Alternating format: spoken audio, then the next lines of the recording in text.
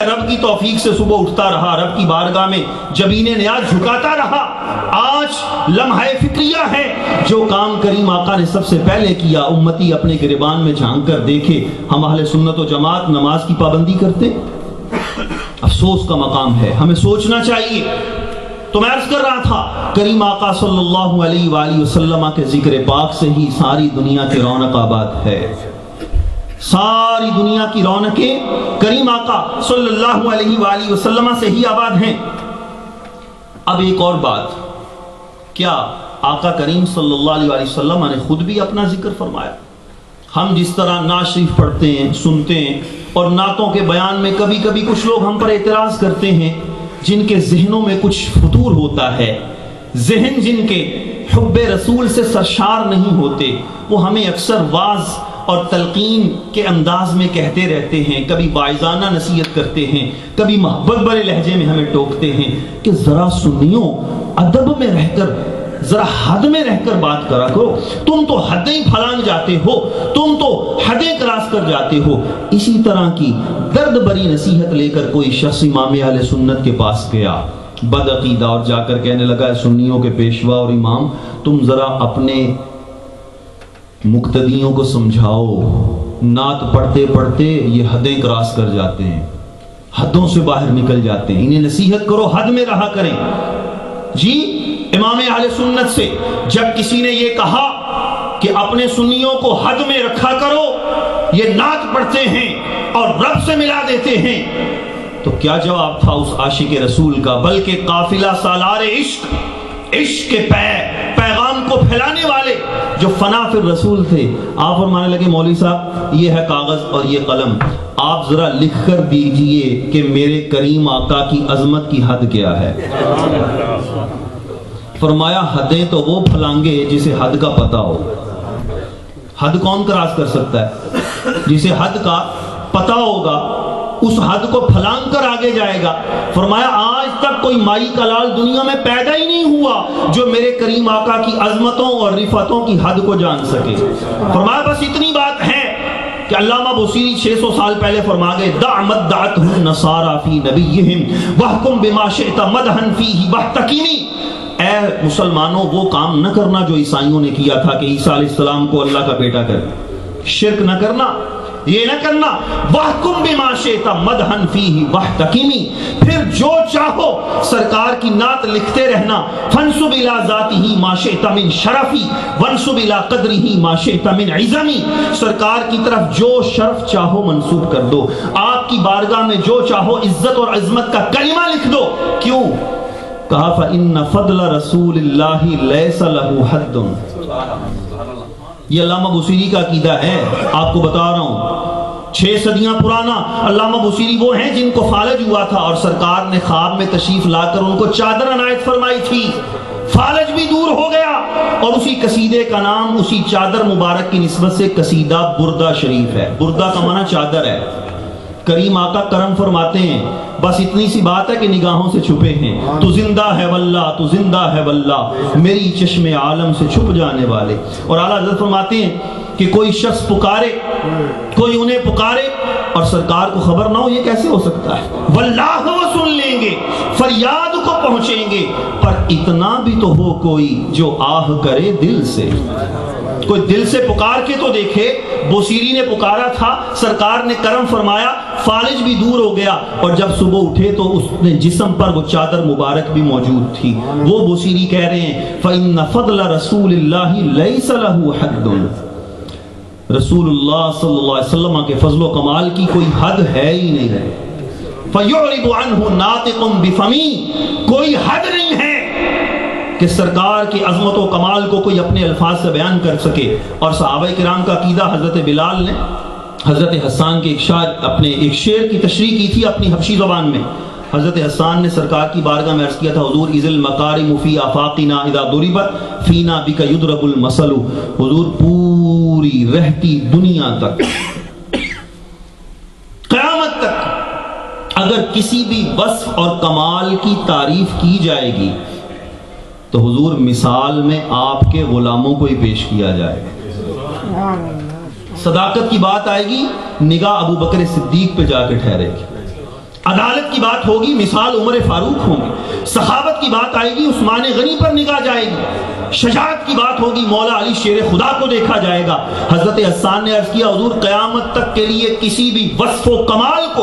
بیان کیا جائے، اس کی انتہا اور عروج کو بیان کیا جائے، حضور ضرب المثل آپ کے غلام ہی بنیں گے، لیکن ساتھ ہی کہہ دیا فینا بکا، حضور یہ ہمارا کمال نہیں ہوگا، یہ آپ کا ہی کمال ہوگا۔ آپ نے تو کمال دیا ہے، ہمیں کون جانتا تھا؟ کون جانتا تھا کہ ابو قحافہ کا بیٹا ابو بکر کون ہے، خطاب کا بیٹا عمر کون ہے، کون جانتا تھا کہ عثمان کون ہے؟ یہ تو سرکار نے کیا۔ حضرت عمر خود فرماتے ہیں جب آپ خلیفہ بنے تو مقام دجنان میں جو مکہ مکرمہ سے چند میل دور ہے وہاں اونٹ آپ چرایا کرتے تھے، جب وہاں سے آپ کا گزر ہوا، آپ خلیفہ بن چکے ہیں، آپ رونے لگے، آپ دیدہ ہو گئے۔ ساتھیوں نے عرض کیا امیر المومنین کیا وجہ ہے؟ فرمایا مجھے ایک وقت یاد آ گیا، جب میں ابھی بچہ تھا، ابھی اسلام قبول نہیں کیا تھا، پہلے کی بات ہے، میں اسی مقام پر لا کر اپنے اونٹ چرایا کرتا تھا، میرے والد نے چند اونٹ مجھے دیے تھے، میں انہیں چراتا تھا، اونٹ مجھ سے قابو نہیں ہوتے، بھاگ جاتے تھے، میرا باپ مجھے مارا کرتا تھا۔ حضرت عمر فرمانے لگے مجھے وہ مار یاد نہیں آئی، میں مار کی وجہ سے نہیں رو رہا، ارے میں تو یہ سوچ کر آبدیدہ ہو رہا ہوں کہ خطاب کا بیٹا عمر وہ تھا جو چند اونٹ قابو نہیں کر سکتا تھا، اور رسول اللہ کا غلام عمر وہ ہے جو 22 لاکھ مربع میل پہ حکومت کر رہا ہے۔ نعرہ تکبیر، نعرہ رسالت، جشن آمد مصطفیٰ۔ جو کمال ملا ہے حضور سے ملا ہے۔ حضرت عمر عرض کر رہے ہیں عمر کو کون جانتا تھا، خطاب کا بیٹا ڈنڈے کھاتا تھا باپ سے، اور آج رسول اللہ کا غلام عمر ہے کہ پوری روئے زمین پر اس کی حکومت قائم ہے۔ تو گرامی کے سامعین، یہ جو فضل و کمال کی بات ہوگی صحابہ کرام اس کو سرکار کی طرف منسوب کرتے ہیں، حضور آپ نے سب کچھ دیا ہے۔ حضرت بلال حبشی نے اسی کا حبشی زبان میں ترجمہ کیا، ارہ برہ کنک کرہ کرائی کری منت درہ، یہ اسی شعر کا حبشی زبان میں ترجمہ ہے کہ یا رسول اللہ صلی اللہ علیہ وسلم جو جو فضل و کمال ملا ہے آپ کی نگاہ ناز کے صدقے سے ملا ہے، ورنہ ہمارے پاس کیا تھا،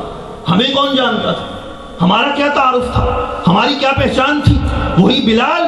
جو امیہ کے ہاتھوں مکہ مکرمہ کی تپتی ہوئی زمین پر آگ برساتا سورج اور نیچے سے تنور کی طرح ابلتی ہوئی گرم ریت، اور پھر بلال کی ننگی کمر، وہی بلال تھا، مار کھاتا تھا،